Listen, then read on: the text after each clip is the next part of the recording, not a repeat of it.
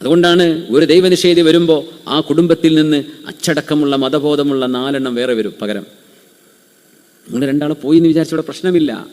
പോകൂല എന്ന് പറഞ്ഞ് പോകല്ലേ എന്ന് പറഞ്ഞ് പിടിച്ചു നിർത്തുന്നില്ല. നിങ്ങൾക്ക് തലച്ചോറുണ്ട്, ബുദ്ധിയുണ്ട്, ആലോചിച്ചോ. ഈ മതത്തെക്കാളും മനോഹരമാണ്, അല്ലെങ്കിൽ ഇതിനേക്കാളും വളരെ ലോജിക് ആൻഡ് റാഷണലാണ് ഏതെങ്കിലും സംവിധാനം എന്ന് നിനക്ക് തോന്നുന്നുണ്ടോ? അത് നിന്റെ ചോയ്സ്. ആരും ഇവിടെ നിർബന്ധിക്കൂല. ഒരു മതത്തെയും ആരും കുറ്റം പറയൂല. എല്ലാ മതങ്ങളെയും ബഹുമാനിക്കണമെന്ന് പറഞ്ഞ മതമാണ് ഇസ്ലാം.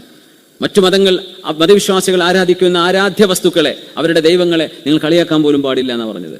അവരെ കളിയാക്കരുത്, പരിഹസിക്കരുത്. കാരണം അവരുടേത് സത്യമാണെന്നാണ് അവർ വിചാരിച്ചു വെച്ചത്. ആ സത്യത്തെ നമ്മൾ കുത്തുവാക്ക് പറയും, അവർക്ക് വേദന ഉണ്ടാവും. അപ്പോൾ അവർ തിരിച്ചു പറയും, അപ്പോൾ നിങ്ങൾക്ക് വേദന ഉണ്ടാവും, അപ്പോൾ അവിടെ പ്രശ്നങ്ങൾ ഉണ്ടാവും. മറ്റു ആരാധ്യ വസ്തുക്കളെ ചീത്ത പറയരുത് എന്ന് പറഞ്ഞ മതമാണ് ഇസ്ലാം. പക്ഷെ എന്ത് പറഞ്ഞു? നിങ്ങൾക്ക് സ്വാതന്ത്ര്യമുണ്ട്. ആരും കെട്ടിയിട്ടില്ല, ആരും ആരെയും കെട്ടിവെച്ചിട്ടില്ല. മുസ്ലിമീന്ന് നിന്ന് അങ്ങോട്ട് പോയില്ലേ, പൊയ്ക്കോട്ടെ, പോയിട്ടുണ്ട്. അവിടെ നിന്ന് ഇങ്ങോട്ട് വന്നിട്ടില്ലേ, വന്നിട്ടുണ്ട്. അങ്ങോട്ട് പോക്കും വരവൊക്കെ അതൊക്കെ ലോകത്ത് നടക്കുന്നുണ്ട്. അതൊന്നും എണ്ണം കൃത്യമാക്കാനോ എണ്ണത്തിൽ കൂട്ടാനോ ഇതൊന്നും ഇവിടെ ആർക്കും ആവശ്യമില്ല. നിങ്ങൾക്ക് ബുദ്ധിയും തലച്ചോറും അറിവും വിവേകവും നൽകിയിട്ടുണ്ട്.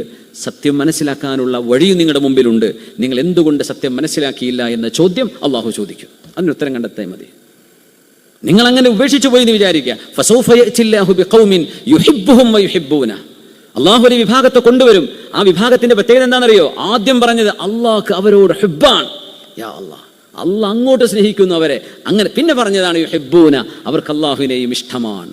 അള്ളാഹുവിനോട് മനസ്സുകൊണ്ട് മഹബ്ബത്തുള്ള, റബ്ബിനെ ശരിക്കും മനസ്സിലാക്കാൻ കഴിയുന്ന ഒരു യുവതലമുറയെ, ഒരു വിദ്യാർത്ഥി തലമുറയെ അള്ളാഹു ഇവിടെ കൊണ്ടുവരും. അത് അള്ളാഹുവിന്റെ രീതിയാണ്.